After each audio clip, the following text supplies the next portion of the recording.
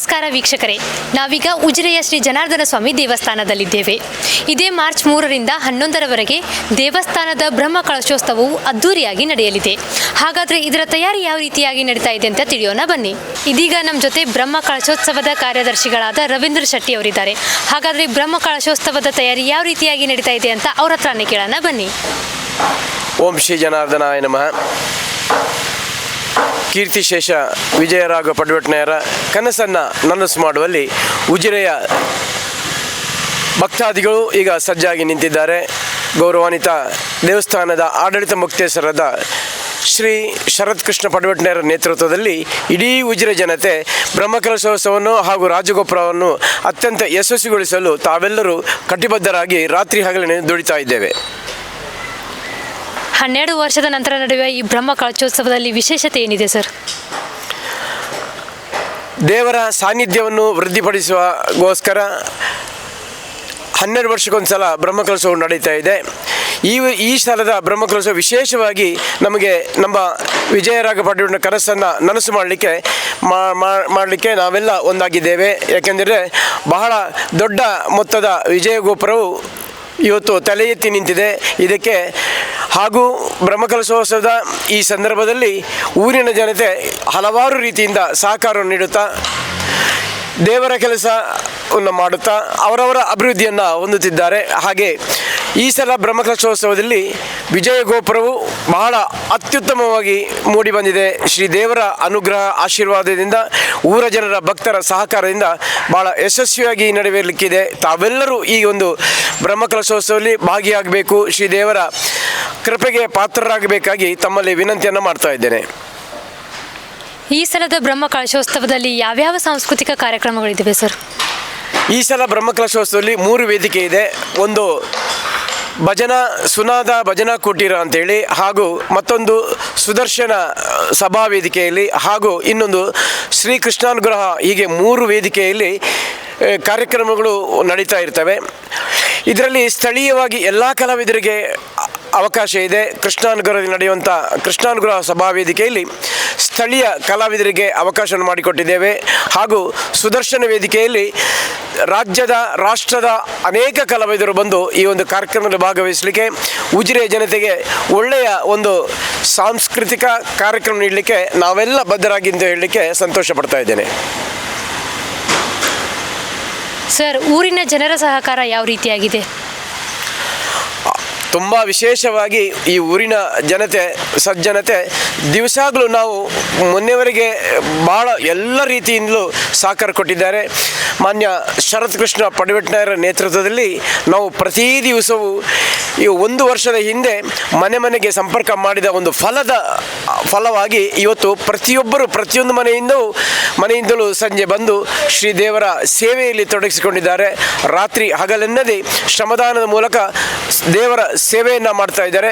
ಇದೊಂದು ರಾಷ್ಟ್ರ ಮಟ್ಟದಲ್ಲಿ ವಿಶೇಷವಾದಂಥ ಒಂದು ಖ್ಯಾತಿಯನ್ನು ಗಳಿಸಿದಂಥ ಒಂದು ನಮ್ಮ ಮನೆ ಸಂಪರ್ಕ, ಭಕ್ತರಿಗೂ ದೇವರಿಗೂ ಸಂಪರ್ಕವನ್ನು ನಮ್ಮ ಶರತ್ ಕೃಷ್ಣ ಪಡಿವೆಟ್ನಯರ ನೇತೃತ್ವದಲ್ಲಿ ನಡೆದಿದೆ ಅಂತ ಹೇಳಲಿಕ್ಕೆ ತುಂಬ ಸಂತೋಷ ಪಡ್ತಾ ಇದ್ದೇನೆ. ಅವರು ಆ ಮನೆಗೆ ಅವರು ಬಡವರು, ಬಲ್ಲಿದರು, ಶ್ರೀಮಂತರು ಅಥವಾ ಬೇರೆ ಯಾರನ್ನು ಯಾವ ರೀತಿಯಲ್ಲಿ ಯಾವ ದೃಷ್ಟಿಯಿಂದ ನೋಡದೆ ಎಲ್ಲರೂ ನಮ್ಮವರೇ ಎಂಬ ಒಂದು ಒಳ್ಳೆಯ ದೃಷ್ಟಿಯಿಂದ ಎಲ್ಲರ ಮನೆಗೆ ಸಂಪರ್ಕ ಮಾಡೋದ್ರಿಂದ ಇವತ್ತು ನಮಗೆ ಇಷ್ಟು ದೊಡ್ಡ ಒಂದು ವಿಜಯ ಗೋಪುರ ತಲೆ ಎತ್ತಲಿಕ್ಕೆ, ವಿಜಯ ಗೋಪುರ ನಿರ್ಮಾಣ ಮಾಡಲಿಕ್ಕೆ ಊರಿನ ಭಕ್ತರ ಸಹಕಾರದಿಂದ ಮಾತ್ರ ಸಾಧ್ಯವಾಗಿದೆ. ಹಾಗೂ ನಮ್ಮ ಪ್ರಯತ್ನಕ್ಕೆ ಆ ದೇವರ ಅನುಗ್ರಹ ಇದ್ದರಿಂದ ಇಷ್ಟೊಂದು ಒಳ್ಳೆಯ ರೀತಿಯಿಂದ ಕೆಲಸ ನಡೀತಿದೆ ಅಂತ ಹೇಳಲಿಕ್ಕೆ ನಾನು ತುಂಬ ಸಂತೋಷ ಪಡ್ತಾ ಇದ್ದೇನೆ. ಈ ಸಲದ ಬ್ರಹ್ಮ ಕಳಶೋತ್ಸವದಲ್ಲಿ ಎಷ್ಟು ಜನ ಭಾಗಿಯಾಗ್ಬೋದು ಅಂತ ನೀವು ಅಂದಾಜಿಸಿದ್ದೀರಾ? ನಮ್ಮ ನಿರೀಕ್ಷೆ ಸಾಧಾರಣ ಒಂದು ದಿವಸಕ್ಕೆ 10ರಿಂದ 15 ಸಾವಿರ, ಹಾಗೂ ಬ್ರಹ್ಮಕಲಶೋತ್ಸವ ಒಂದು 3ರಿಂದ 5 ಲಕ್ಷ ಜನ ಸೇರುವ ಸಾಧ್ಯತೆ. ಒಟ್ಟಿಗೊಂದು 10 ಲಕ್ಷದ ಜನ ನಮ್ಮ ಈ ಬ್ರಹ್ಮಕಲಶೋತ್ಸವ ವೀಕ್ಷಿಸಲಿಕ್ಕಿದ್ದಾರೆ. ಹಾಗೂ ಈ ಸಲ ನಮ್ಮ ವಿಶೇಷತೆ ಅಂದರೆ ಶ್ರೀಯುತ ಲಕ್ಷ್ಮೀ ಮೋಹನ್ ಗ್ರೂಪ್ ನೇತೃತ್ವದಲ್ಲಿ ಬಹಳ ಅದ್ಧೂರಿಯಾದಂಥ ಸಭಾ ವೇದಿಕೆ ಹಾಗೂ ಅನ್ನಛತ್ರ ನಿರ್ಮಾಣಗೊಳ್ಳುತ್ತಿದೆ. ಕೇವಲ ಈ ಅನ್ನಛತ್ರ ನೋಡಲಿಕ್ಕೆ 100 ಜನ ಎಲ್ಲೆಲ್ಲಂದಲೂ ಬೇರೆ ಕಡೆಗಳಿಂದ ಬರಲಿಕ್ಕಿದ್ದಾರೆ. ಇದೊಂದು ವಿಶೇಷವಾದಂಥ ಅನುಭವ. ಯಾಕೆಂತೇಳಿದ್ರೆ ಇಂಥ ಒಂದು ಬಹಳ ಭವ್ಯವಾದ ಒಂದು ಅನ್ನಛತ್ರ ನಿಮಗೆ ಎಲ್ಲಿಯೂ ನೋಡಲಿಕ್ಕೆ ಸಿಗಲಿಕ್ಕಿಲ್ಲ. ಇದೊಂದು ಮಾದರಿ ಕಾರ್ಯಕ್ರಮ ಆಗಲಿಕ್ಕಿದೆ ಅಂತ ಹೇಳಲಿಕ್ಕೆ ಭಾಳ ಹೆಮ್ಮೆಯಾಗ್ತಾ ಇದೆ.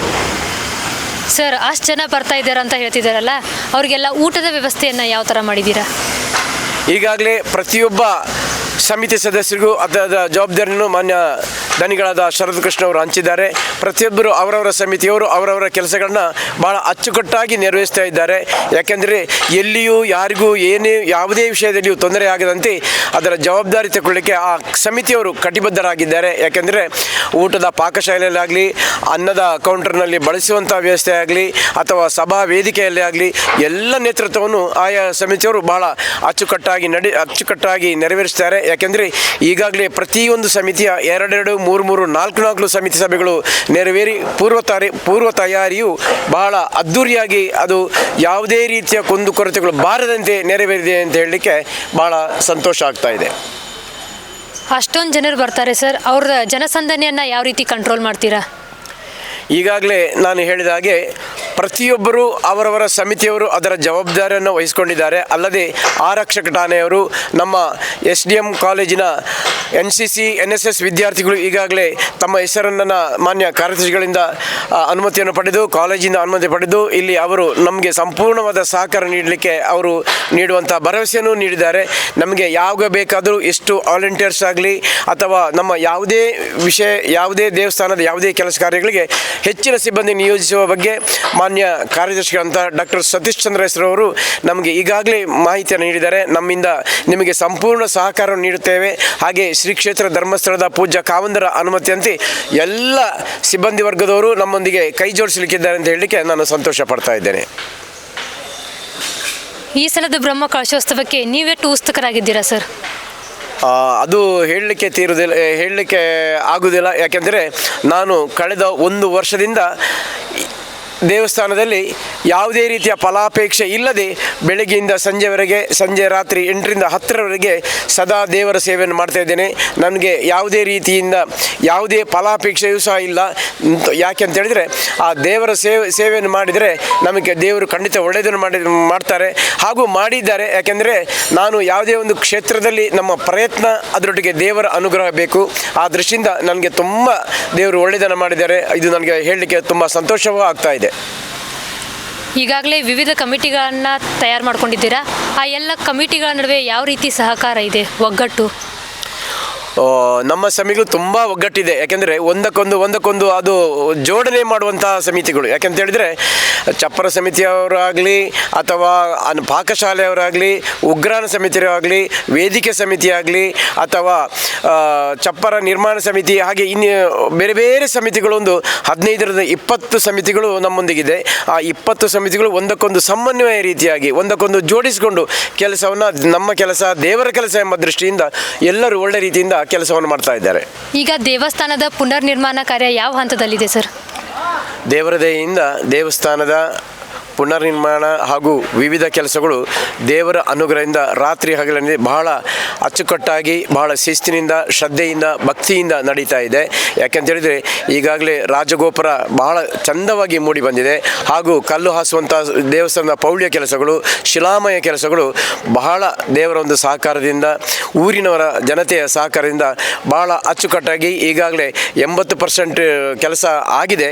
ಇನ್ನೊಂದು 10-20% ಕೆಲಸ ವಿದಿನ್ 2 ದಿವಸದಲ್ಲಿ ಆ ಕೆಲಸ ಕಾರ್ಯಗಳು ನೆರವೇರ್ತದೆ. ಯಾಕೆಂದರೆ ಲಕ್ಷ್ಮೀ ಭವನರು ಒಂದು ಕೆಲಸವನ್ನು ಮಾಡುವಾಗ ಅದಕ್ಕೆ ಒಂದು ದಿನವನ್ನು ಫಿಕ್ಸ್ ಮಾಡಿ ಇಷ್ಟು ದಿವಸದೊಳಗೆ ಇಷ್ಟು ಕೆಲಸ ಆಗಲೇಬೇಕೆಂಬ ಹಠದಿಂದ ಹಿಡಿದು ರಾತ್ರಿ ಹಗಲೆನ್ನದೆ ಅವರ 100 ಶ್ರಮದಾನ 100 ಜನ ಅವರ ಸೇವಕರು, ಕರಸೇವಕರು ಇಲ್ಲಿ ಕೆಲಸವನ್ನು ಮಾಡಿದ್ರಿಂದ ಒಂದು ಹಂತಕ್ಕೆ ಕೆಲಸ ಮುಕ್ತಾಯ ಹಂತಕ್ಕೆ ಬಂದಿದೆ. ಇನ್ನು ಕೆಲವು ಕೆಲಸಗಳು ಬಾಕಿ ಇದೆ. ಅದು ಕೇವಲ ಇನ್ನು 2 ದಿವಸಗಳಲ್ಲಿ ಆ ಕೆಲಸ ಕಾರ್ಯಗಳು ಸಂಪೂರ್ಣವಾಗಿ ಆಗಿ ದೇವಸ್ಥಾನವು ಬ್ರಹ್ಮಕಲಶ ಸಜ್ಜಾಗಿ ನಿಂತಿದೆ ಅಂತ ಹೇಳಲಿಕ್ಕೆ ತುಂಬ ಸಂತೋಷ ಪಡ್ತಾ ಇದ್ದೇನೆ. ಕೇಳಿದ್ರಲ್ಲ ವೀಕ್ಷಕರೇ, ಬ್ರಹ್ಮ ಕಳಶೋತ್ಸವದ ತಯಾರಿ ಯಾವ ರೀತಿಯಾಗಿ ನಡೀತಾ ಇದೆ ಅಂತ. ಹಾಗಾದರೆ ನೀವು ಕೂಡ ಈ ಬ್ರಹ್ಮ ಕಳಶೋತ್ಸವದಲ್ಲಿ ಸಂಭ್ರಮದಿಂದ ಭಾಗಿಯಾಗಿ. ಕ್ಯಾಮ್ರಾ ಪರ್ಸನ್ ಶ್ರುತನ್ ಜೊತೆ ನಾನು ಪೂಜಾ ಲಟ್ಟಿ, ನಮ್ಮೂರ ವಾರ್ತೆ ಪತ್ರಿಕೋದ್ಯಮ ವಿಭಾಗ STMC ಉಜಿರೆ.